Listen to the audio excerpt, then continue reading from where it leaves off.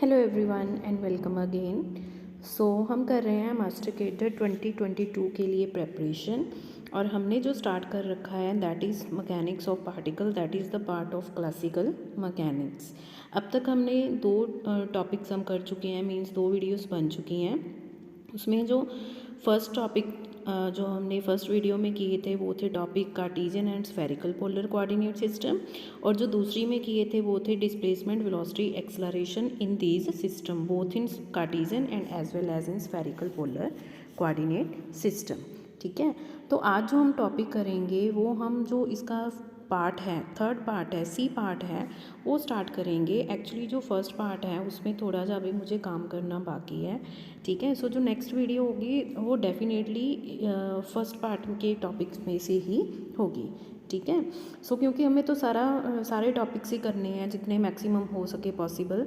तो आज हम जो टॉपिक करेंगे वो हम करेंगे see topic, that is mechanics of continuous media. और इसमें जो फर्दर टॉपिक्स हैं that is elasticity, Hooke's law, elastic constants of isotropic solids and their inter relation. अगर वीडियो ज़्यादा लंबी नहीं हुई तो मैं ट्राई करूँगी कि ये जितने भी टॉपिक्स हैं, मीन जो सी पार्ट है वो एक ही वीडियो में कवर हो जाए। अगर नहीं होते तो डेफिनेटली फिर इसकी दो वीडियोस बनेंगी। ठीक है, ये भी इम्पॉर्टेंट है। ये इसमें कुछ मैक्सिमम जो है वो +2 का पार्ट आ गया है, ये जो है सिलेबस। बट इसमें जो आइसोट्रॉपिक सॉलिड्स हैं और उनके रिलेशंस हैं ये बीएससी लेवल के भी हैं। ठीक है, मेन जो इसका पार्ट है वो +2 लेवल का है, बट थोड़ा सा कंसेप्ट है इसमें बीएससी का भी है। इजी है करने के लिए, सो हमें कुछ भी स्किप नहीं करना, जितना मैक्सिमम हो सकता है। अगर आप फर्स्ट टाइम भी तैयारी कर रहे हो या आप पहले भी प्रिपेयर कर चुके हो तो मैक्सिमम जितने टॉपिक्स होंगे हम वो करेंगे। ठीक है, और आपको करने भी हैं अगर आपको चाहिए, अगर आप चाहते हो कि आपका एग्ज़ाम क्लियर हो जाए। ठीक है, so let start. So before starting the video, अगर आप मेरे चैनल पे न्यू हो देन सब्सक्राइब माय चैनल, क्योंकि इसमें आपको अब सभी टॉपिक्स के रिलेटेड वीडियोस मिलेंगी। मींस कंप्लीट हम मास्टर कैडर की 2022 के लिए इसकी यहाँ पे प्रेपरेशन कर रहे हैं। थ्योरी टॉपिक के साथ साथ जब भी कुछ कंप्लीट हो जाएगा, मुझे क्वेश्चंस मिलते हैं तो हम टेस्ट भी रखेंगे। ठीक है, तो साथ में टेस्ट भी होगा। और फर्दर इन्फॉर्मेशन के लिए आप मेरा टेलीग्राम ग्रुप ज्वाइन कर सकते हो, लिंक आपको बायो में मिल जाएगा या डिस्क्रिप्शन में भी मिल जाएगा। और आप फेसबुक पेज पे भी फॉलो कर सकते हो और इंस्टा पे भी। ठीक है, so let's start the video.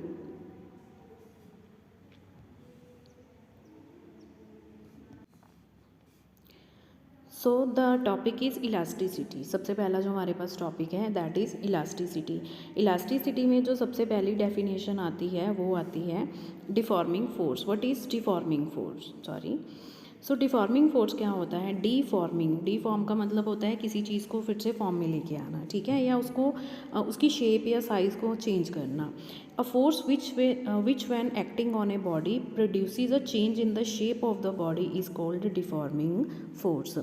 तो जब हम किसी भी ऑब्जेक्ट पे फोर्स लगाते हैं, ठीक है, तो अगर उसकी शेप वो उसमें चेंज हो जाती है, there is change in the shape of the object, then that force is called deforming force. उस फोर्स को हम क्या कहेंगे? Deforming force. Okay, so next definition जो इसमें आती है that is elasticity. What is elasticity? So elasticity होती है the property of the matter by virtue of which it regains its original shape and size which the deforming force has been when the deforming force has been removed is called elasticity। ठीक है, तो deforming force में हमने कहा था कि suppose कर लीजिए हमारे पास कोई प्लास्टिक का कोई भी बॉल है, ठीक है, उस पर हमने क्या अप्लाई किया? फोर्स अप्लाई किया, तो उसकी शेप क्या होगी? उसमें डेंट पड़ गया, लाइक उसकी शेप क्या होगी? चेंज हो गई। ठीक है, अब क्या होता है, ये फोर्स हम बोलेंगे डिफॉर्मिंग फोर्स। अब फिर से क्या होगा कि अगर ये ऑब्जेक्ट है वो अपनी ओरिजिनल शेप में वापस आ जाए, ठीक है, तो मीन्स जो इसका जो डेंट है वो ख़त्म हो जाए, तो दैट ऑब्जेक्ट, उस प्रॉपर्टी को हम क्या कहेंगे? इलास्टिसिटी। और उस बॉडी को हम क्या कहेंगे? Elastic body. ठीक है, बट कंडीशन इसमें ये होती है कि ऐसे नहीं होगा कि आप एक साइड से तो फोर्स अप्लाई कर रहे हो और आप चाहते हो कि वो अपनी जो शेप है वो रिगेन कर ले। नहीं, इसमें कंडीशन क्या है? When the deforming force has been removed, हमने फोर्स लगा दिया फर्स्ट स्टेप में, उसकी शेप क्या होगी? चेंज हो गई। ठीक है, after removing the deforming force, फिर हमने उसको एक स्टैटिक जगह पे प्लेस कर दिया, ठीक है, उसको छेड़ा नहीं, तो वो आफ्टर सम टाइम क्या होगा? अपनी शेप क्या होगा? वो फिर से रीगेन कर लेगा, वो वापस स्फेरिकल शेप में आ गया। Then that property is called elasticity. और जो वो ऑब्जेक्ट होगा, अगर वो ऑब्जेक्ट ऐसी प्रॉपर्टी शो कर रहा है देन दैट ऑब्जेक्ट और that body is called elastic body. ठीक है, तो ये दोनों आपस में रिलेटेड हैं। तो इलास्टिक बॉडी की हम डेफिनेशन देख लेते हैं। A body that returns to its original shape, कि अगर कोई भी बॉडी है वो अपनी ओरिजिनल शेप में वापस आ जाए, कब, and size on the removal of deforming force, जब उसमें से हम डिफॉर्मिंग फोर्स रिमूव कर दें। ठीक है, when deforming force is with in elastic limits. अब ये क्या है, when deformed with in elastic limits is called elastic body. अब देखिए अब क्या होगा कि अगर हम उस बॉल पे फोर्स ही इतना लगा दें कि ठीक है कि वो टूट जाए, वो इसका एक पार्ट क्या हो जाए, वो टूट जाए, तो वो उसको हम जो ऑब्जेक्ट है उस प्रॉपर्टी को हम इलास्टिसिटी में काउंट नहीं करेंगे, क्योंकि यहाँ पे कंडीशन है when deformed with in elastic limits, कि हमें जो फोर्स लगाना है वो इतना लगाना है कि वो उसकी इलास्टिक लिमिट्स के बियॉन्ड ना हो, क्योंकि जब कोई भी फोर्स किसी भी ऑब्जेक्ट की इलास्टिक लिमिट्स के बियॉन्ड हो जाता है तो वो ऑब्जेक्ट क्या हो जाता है, वो ब्रेक हो जाता है, मीन्स वो टूट जाता है। ठीक है, okay, moving to next that is plastic body. अब देखिए अब प्लास्टिक बॉडी क्या होगी, जो बॉडी अपनी साइज़ और शेप रीगेन नहीं करेगी वापस, ठीक है, जब उस पर डिफॉर्मिंग फोर्स हम हटा देंगे, then that body is called plastic body and the phenomena is called plasticity. ठीक है, कि अगर वो ऑब्जेक्ट डिफॉर्मिंग फोर्स हटाने के बाद अपनी शेप और साइज़ में वापस नहीं आता, then that body is called plastic body and the phenomena is called plasticity. ठीक है, जो हम नेक्स्ट टर्म्स कर रहे हैं उन टर्म्स को करने के लिए ये डेफिनेशंस हमें लर्न करना बहुत ज़रूरी था, इसलिए हमने की है। ठीक है, तो बहुत ईजी थी, कुछ खास नहीं था इनमें। ओके, तो जो हम नेक्स्ट टर्म्स कर रहे हैं उनके लिए जो अबव सेट डेफिनेशंस थी वो करनी ज़रूरी थी, उनको समझना ज़रूरी था, तो इसीलिए हमने वो डेफिनेशंस की। ठीक है, तो अब नेक्स्ट जो टॉपिक है हमारे पास that is stress. So stress क्या होता है, it is defined as the restoring force per unit area set up in the body when deformed by external force. ठीक है, तो इसमें क्या होगा कि देखिए ये एक न्यू फोर्स आ गया दैट इज़ रीस्टोरिंग फोर्स। तो क्या होता है कि जब भी हम किसी ऑब्जेक्ट पे डिफॉर्मिंग फोर्स लगाते हैं, डिफॉर्मिंग, ठीक है, तो उसकी शेप क्या कर देते हैं, हम चेंज कर देते हैं। अब वो शेप जो चेंज हो जाती है तो अंदर से उस ऑब्जेक्ट के अंदर से एक फोर्स लगता है, तो उस ऑब्जेक्ट से अंदर से क्या लगता है, एक फोर्स लगता है, that force is called restoring. ठीक है, तो रीस्टोर का मतलब क्या होता है कि वो इसीलिए उस फोर्स की वजह से ही वो क्या करता है, वो अपनी जो शेप है और साइज़ है वो रीस्टोर करता है। जो बाहर से फोर्स लगता है that is called deforming force. ठीक है, तो उसकी शेप को वापस लेके आने के लिए जो अंदर से फोर्स लगता है, जैसे हम एक्शन और रिएक्शन की बात करते हैं, then that force is called restoring force. ठीक है, सो ये एक डिफॉर्मिंग फोर्स को हम एक्सटर्नल फोर्स भी बोलते हैं, कि बाहर से जो फोर्स लग रहा है that is called external force. So stress क्या होता है, stress is defined as the restoring force per unit area. So basically कई बार क्या होता है कि स्ट्रेस की डेफिनेशन में बच्चे +2 वाले स्टूडेंट्स भी जो होते हैं या BSc वाले भी, वो कन्फ्यूज़न यहाँ पे क्रिएट कर देते हैं, वो यहाँ पे डायरेक्टली सिर्फ लिख देते हैं फोर्स ओवर एरिया, बट जो स्ट्रेस की सही डेफिनेशन है that is restoring force per unit area. तो force per unit area basically किसकी यूनिट बन जाती है, वो प्रेशर की यूनिट बन जाती है। सो बेसिकली स्ट्रेस क्या रिप्रेजेंट करता है, प्रेशर को रिप्रेजेंट करता है। ठीक है, तो स्ट्रेस होता है restoring force per unit area when body is deformed by the external force. So this is the definition of stress. ठीक है, now the units. So force है, इसको हम एक और फॉर्मूला बना सकते हैं इससे पहले, क्योंकि हमारे पास पता है, अभी हमने कहा है कि जो रीस्टोरिंग फोर्स है that is equal and opposite to the deforming force. ठीक है, डिफॉर्मिंग को हमने क्या लिखा था, एक्सटर्नल भी लिखा था, एक्सटर्नल फोर्स। तो स्ट्रेस की डेफिनेशन हम दूसरे तरीके से क्या लिख सकते हैं, that is stress is equal to deforming force, ठीक है, या एक्सटर्नल फोर्स, या क्या लिख सकते हैं, external force divided by area. ठीक है। तो अगर ये लिखा हो जैसे कि ऑप्शन में सपोज कर लीजिए डिफॉर्मिंग फोर्स है, external force per unit area लिखा हो तो भी सही है, अगर रिस्टोरिंग फोर्स लिखा हो तो भी सही है। अब यहाँ पे मैंने साइन क्या कर दिया, नेगेटिव का रिमूव कर दिया। क्यों? क्योंकि अगर हम इसकी मैग्नीट्यूड की बात करें तो यहाँ पे नेगेटिव साइन कंसीडर नहीं होगा। अगर हम डायरेक्शन की बात कर रहे हैं किसी भी तरह से, जो अब हम कोई क्वेश्चन करते हैं या कुछ और, तो वहाँ पे ये नेगेटिव साइन कंसीडर होगा, because restoring force and deforming force and equal and opposite to each other. ठीक है। सो इसकी यूनिट क्या हो जाएगी, फोर्स की यूनिट होती है न्यूटन, एरिया की होती है मीटर स्क्वायर, तो ऐसा ही यूनिट इसकी बन जाएगी न्यूटन पर मीटर स्क्वायर। ठीक है, ये ऐसा ही सिस्टम में होगी। और सीजीएस सिस्टम में क्या हो जाएगी, न्यूटन की जगह हो जाएगा डायन, मीटर की जगह पे हो जाएगा सेंटीमीटर। ठीक है, तो ये सीजीएस में बन जाएगी डायन पर सेंटीमीटर स्क्वायर। ओके, नेक्स्ट है टाइप्स ऑफ स्ट्रेस। स्ट्रेस की टाइप्स क्या होती हैं। स्ट्रेस जो बेसिकली होता है that is of two types, first is normal stress and second is tangential stress. So stress जो हमने है वो डिवाइड कर दिया फर्दर टू टाइप्स में, one is normal and second is tangential. अब नेम से ही आपको पता चल जाएगा कि ये नॉर्मल क्यों है और ये टेंजेंशियल क्यों है।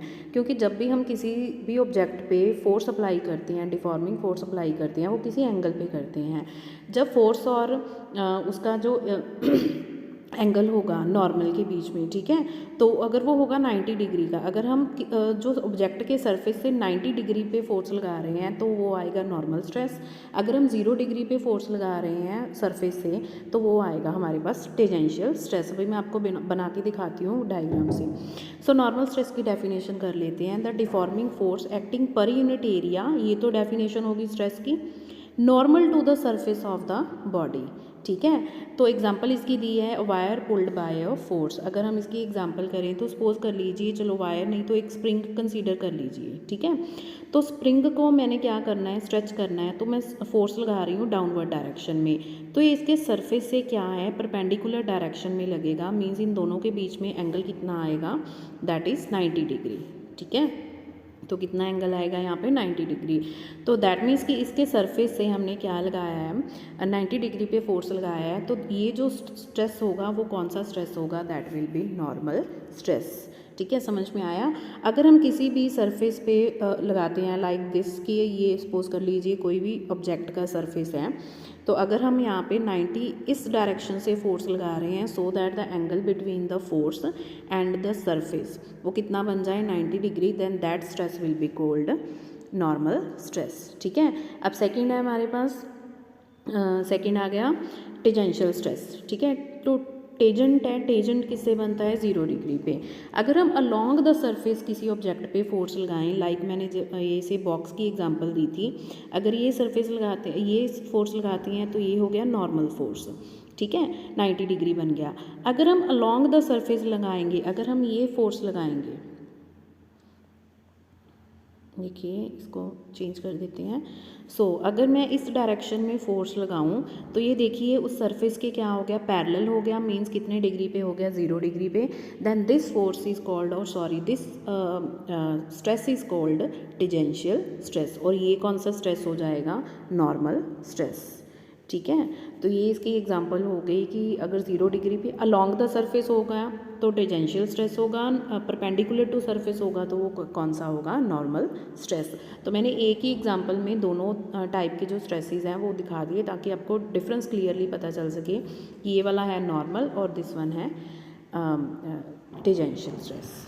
Okay, moving to next, strain. Strain क्या होता है कि जब भी हम किसी ऑब्जेक्ट पे स्ट्रेस लगाते हैं, स्ट्रेस अप्लाई करते हैं, तो उस ऑब्जेक्ट की शेप और साइज़, लेंथ या कुछ क्या हो जाता है, चेंज हो जाता है।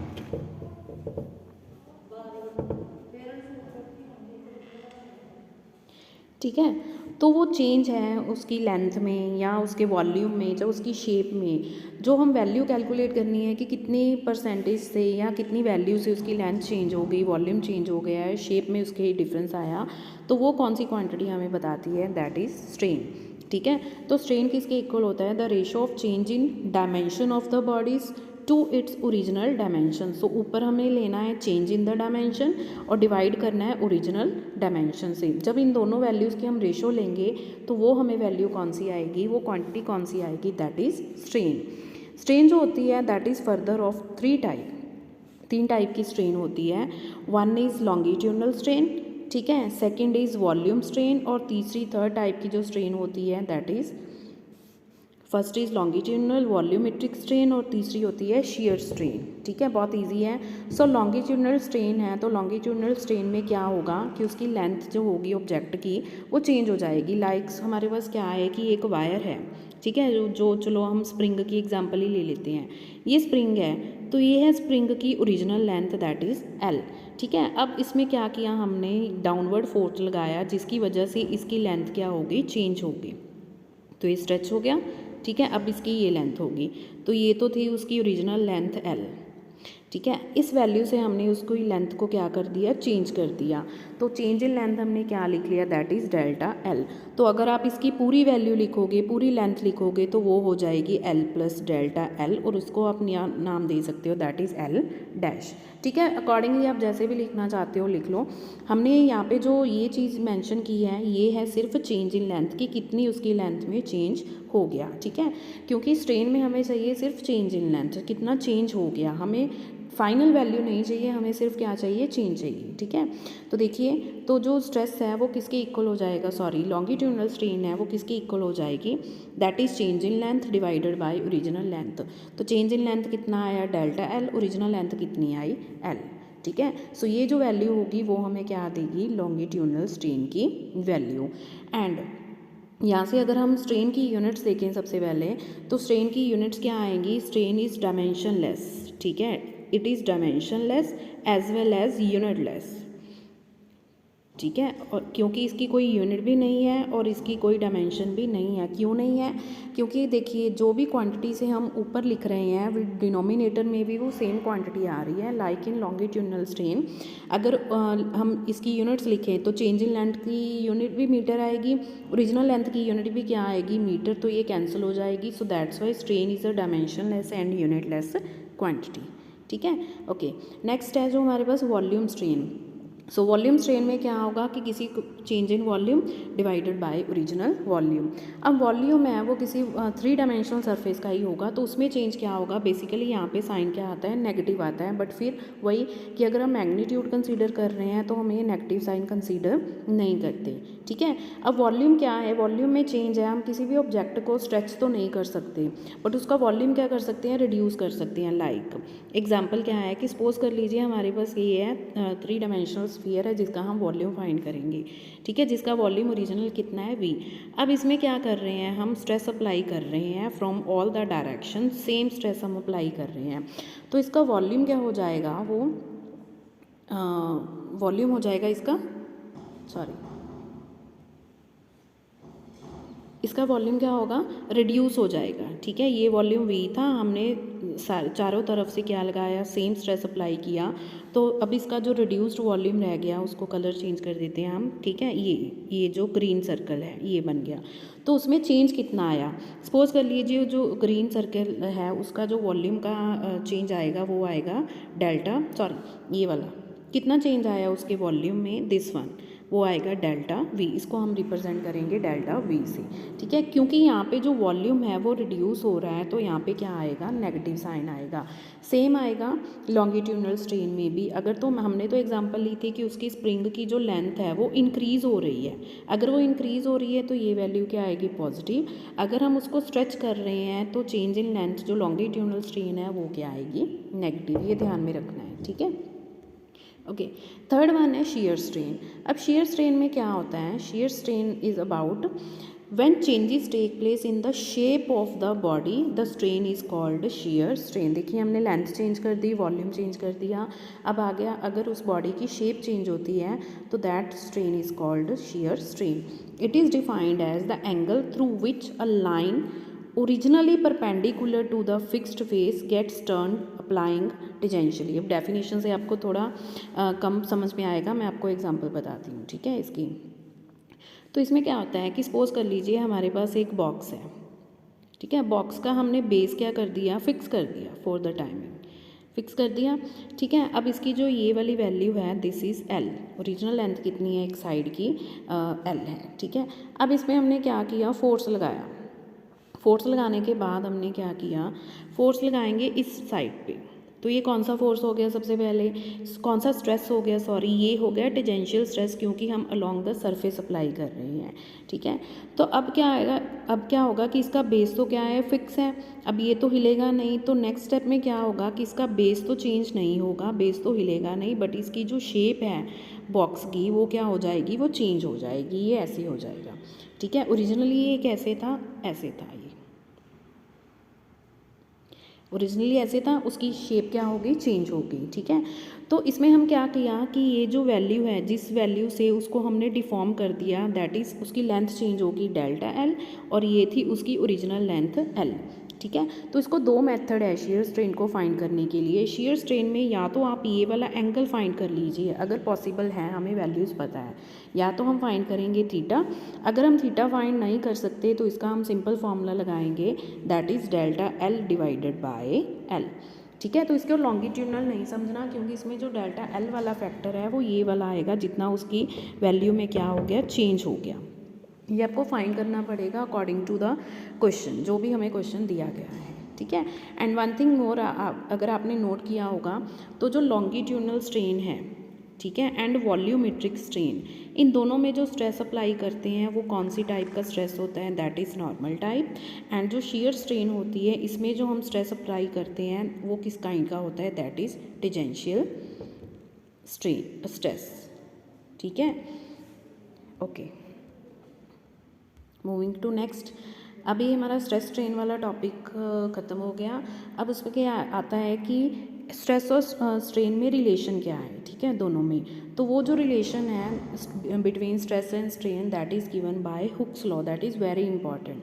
तो हुक्स लॉ के अकॉर्डिंगली क्या होता है, it states that the extension produced in a wire is directly proportional to the load attached to it। ठीक है, अब हम इसकी बात करेंगे स्ट्रेस और स्ट्रेन में। देखिए, हुक्स लॉ ने क्या कहा था कि किसी भी वायर पे जब हम लोड अटैच करते हैं तो उसकी जितनी एक्सटेंशन होती है वो किसके प्रोपोर्शनल होगी, जितना हम उस पर लोड अटैच करेंगे। ठीक है, तो बेसिकली देखा जाए तो एक्सटेंशन का मतलब उसमें चेंज हो गया, ठीक है, और लोड का मतलब क्या हो गया, स्ट्रेस हो गया। तो अगर इसको हम लिखें तो इस डेफिनेशन को हम कैसे लिख सकते हैं, that is strain is proportional to stress, strain is directly proportional to stress, क्योंकि लोड क्या हो गया, स्ट्रेस हो गया, और एक्सटेंशन क्या होगी, स्ट्रेन होगी। तो इस क्योंकि दोनों प्रोपोर्शनल हैं तो उसको हम ऐसे भी लिख सकते हैं, that is stress is proportional to strain. ठीक है, तो ये प्रोपोर्शनलिटी साइन हटा के हम लगाते हैं इक्वल टू, और साथ में लगाते हैं एक कांस्टेंट, दैट इज़ ई।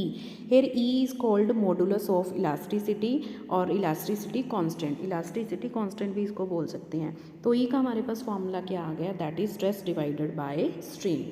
ठीक है, सो ई क्या होता है, again E is called modulus of elasticity. अब ई है, दैट इज़ ऑल, इसकी यूनिट्स क्या आएंगी, अगर हम ई की यूनिट्स फाइंड करें तो स्ट्रेस तो हमें पता है, स्ट्रेन तो हमें पता है क्या होता है, यूनिटलेस क्वांटिटी होती है, स्ट्रेस की यूनिट्स होती हैं न्यूटन पर मीटर स्क्वायर, तो ई की यूनिट्स भी क्या आएंगी, न्यूटन पर मीटर स्क्वायर। जितनी भी टाइप्स आगे हम करेंगे ई के लिए, उन सभी की यूनिट्स कितनी आएंगी, that is equivalent to stress, that is newton per metre square. ठीक है, ओके, सो अब देखिए, अब नेक्स्ट क्या होगा कि क्योंकि हमारे पास स्ट्रेस की भी टाइप्स हैं, स्ट्रेन की भी टाइप्स हैं, तो ऑब्वियसली जब हम स्ट्रेस और स्ट्रेन चेंज करेंगे तो ई की भी क्या बन जाएंगी, टाइप्स बन जाएंगी। इसी पे है जो उन्होंने कहा था कि रिलेशन फाइंड करना है बिटवीन डिफरेंट क्वांटिटीज़। सो सबसे पहले हमारे पास यंग्स मॉडुलस ऑफ इलास्टिसिटी। ठीक है, ये बहुत इंपॉर्टेंट है। यंग्स मॉडुलस ऑफ इलास्टिसिटी को हम रिप्रेजेंट करते हैं वाई से। सो वाई क्या आ जाएगा, ऊपर आएगा स्ट्रेस, नीचे आएगा स्ट्रेन, कौन सी, ऊपर आएगा नॉर्मल स्ट्रेस और डिवाइडेड बाय आएगा लॉन्गिट्यूडनल स्ट्रेन। मैंने अभी आपको बताया है कि लॉन्गिट्यूडनल स्ट्रेन और वॉल्यूमेट्रिक स्ट्रेन किस स्ट्रेस की वजह से आते हैं, that are due to normal stress. ठीक है, अब यहाँ पे वैल्यू हम फिल करेंगे। So normal stress can be written as force upon area, and longitudinal strain can be written as delta L divided by L. तो इसको सेट कर देंगे तो हमारे पास बन जाएगा एफ एल डिवाइडेड बाय ए इंटू डेल्टा एल। ठीक है, अगर हमें फर्दर मेंशन हो, सपोज कर लीजिए किसी वायर के लिए हमें यंग्स मॉडुलस फाइंड करना है, तो एरिया वायर का क्या आ जाएगा हमारे पास, जो cross section area that is pi R square, where R is the radius of the wire. ठीक है, तो एक ही जगह पे अगर एरिया डायरेक्टली नहीं दिया हुआ क्वेश्चन में, हमें रेडियस गिवन है, तो हम यहाँ पे रेडियस की वैल्यू भी फिल कर सकते हैं। सो ऐसे हम फाइंड कर सकते हैं। तो ये हमने फाइंड कर ही लिया कि इसकी यूनिट क्या है, that is newton per metre square और इक्वलेंट टू पास्कल, क्योंकि हमने अभी किया है कि जो स्ट्रेस है that is force upon area, और फोर्स अपॉन जो एरिया होता है that is equivalent to pressure. ठीक है, तो प्रेशर की यूनिट फॉर्मूला भी क्या होता है, सेम होता है। नेक्स्ट जो टाइप है हमारे पास ई की मॉडुलस ऑफ इलास्टिसिटी की, that is bulk modulus of elasticity, that is B. It is defined as it is the ratio of the normal stress to the volumetric strain. ये देखिए, ये मैंने यहाँ पे डायग्राम बनाया हुआ है, सेम जो अभी हमने एक्सप्लेन किया था। So again normal stress is force upon area and volumetric strain क्या आ जाएगी, minus of delta V divided by V. Minus आपको बताया था इसीलिए क्योंकि इसका वॉल्यूम क्या हो रहा है, चेंज हो रहा है। ठीक है, थर्ड है हमारे पास जो इम्पॉर्टेंट है बल्क मॉडुलस से related, that is compressibility. Compressibility क्या होती है, that is represented with K. It is defined as the reciprocal of the bulk modulus. ठीक है, कितना हम किसी ऑब्जेक्ट को कंप्रेस कर सकते हैं, क्योंकि देखिए बल्क मॉडुलस में हम उस ऑब्जेक्ट को क्या कर रहे हैं, कंप्रेस कर रहे हैं।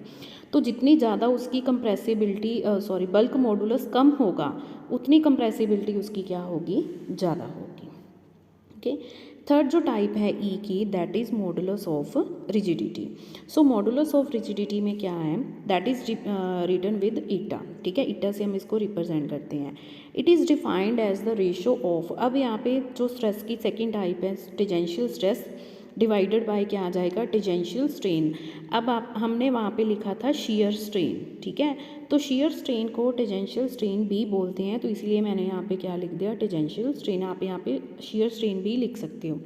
तो स्ट्रेस क्या आ गया, force upon area, shear strain होती है थीटा, थीटा की वैल्यू हमने फिल कर दी और ये हमारे पास आ गया रिलेशन। ओके ओके, नेक्स्ट जो टर्म आती है दैट इज़ पॉइजन रेशो। अब पॉइजन रेशो क्या होती है, so Poisson ratio is an important term also.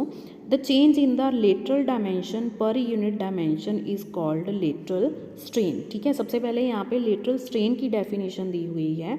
So lateral strain का मतलब क्या होता है, the lateral dimension per unit dimension, कि जैसे यहाँ पे हमारे पास एल है कि पर unit dimension means per unit length के अकॉर्डिंगली उसकी कितनी लेटरल लेंथ चेंज होगी। लेटरल का मतलब होता है अलोंग द लेंथ, जैसे यहाँ पे मैंने दिखाया है। अगर तो उसका डायामीटर देखें तो डायामीटर तो देखो क्या होगा, वो रिड्यूस हो रहा है। अगर हम लेंथ देखें तो लेंथ में क्या हो रहा है, उसकी इंक्रीज हो रहा है। ठीक है, अब डिफाइन करते हैं Poisson ratio with in elastic limits. ये बहुत इंपॉर्टेंट है कि जो भी हम ये रेशोज़ डिफ़ाइन करते हैं वो सारी क्या होनी चाहिए, विद इन इलास्टिक लिमिट होनी चाहिए, क्योंकि मैंने आपको बताया है कि अगर हम किसी भी ऑब्जेक्ट की इलास्टिक लिमिट क्रॉस कर देंगे तो वो ऑब्जेक्ट ब्रेक हो जाएगा, वो टूट जाएगा। ठीक है, so lateral strain is proportional to the longitudinal strain.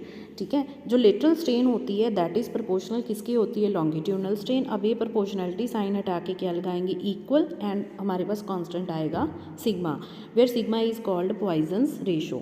तो पॉइजन रेशो की डेफिनेशन क्या आ गई हमारे पास, that is lateral strain divided by longitudinal strain. तो लेटरल स्ट्रेन क्या होगी, चेंज इन द डायामीटर। ठीक है, कि उसकी वायर के डायामीटर में कितना चेंज हो रहा है, दैट इज़ लेटरल स्ट्रेन। ठीक है, and divided by longitudinal strain. तो ये होगी हमारे पास पॉइजन रेशो का फॉर्मूला। ठीक है, अब देखिए डायामीटर डिक्रीज हो रहा है, इसी वजह से हमारे पास जो साइन आ गया वो किसका आ गया, नेगेटिव का आया है। ओके, नेक्स्ट है, ये बहुत इंपॉर्टेंट है, ये एज सच आपको लर्न करने पड़ेंगे, relation between elastic constants of isotropic solids. ठीक है, जितने भी हमने कांस्टेंट किए, अब कौन कौन से कांस्टेंट किए, सबसे पहले किया हमने Young's modulus of elasticity, bulk modulus of elasticity, compressibility that is reciprocal of bulk modulus of elasticity. ठीक है, ईटा हमने किया था that is modulus of rigidity, and sigma हमने किया था पॉइजन्स रेशो। तो ये चार जो हमारे पास कांस्टेंट हैं, दो ये और दो ये, इन चारों के बीच में दीज आर द रिलेशंस।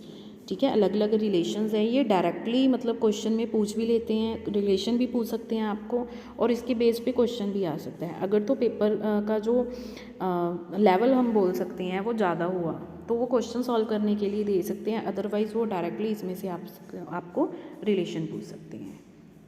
ठीक है, so this is all for today. जो हमारा नेक्स्ट है स्ट्रीमलाइन फ्लो वगैरह है, बर्नौलीज़ थ्योरम है, वो हम नेक्स्ट लेक्चर में करेंगे। Okay, so this is for today, and अगर आपको समझ में कुछ आ रहा है, अच्छा लग रहा है, then please like the video, subscribe my channel for new videos, and और प्लीज़ इसको शेयर कीजिए जितना ज़्यादा हो सके। मैंने आपको पहले ही कहा है कि जितना आप एप्रिसिएशन करोगे, जितना आपकी तरफ से मुझे रिस्पॉन्स आएगा, उतना ही लेक्चर आपको मिलते जाएंगे, ठीक है, without any gap. So stay tuned for next video. Keep liking and share the video to your friends also. Thank you.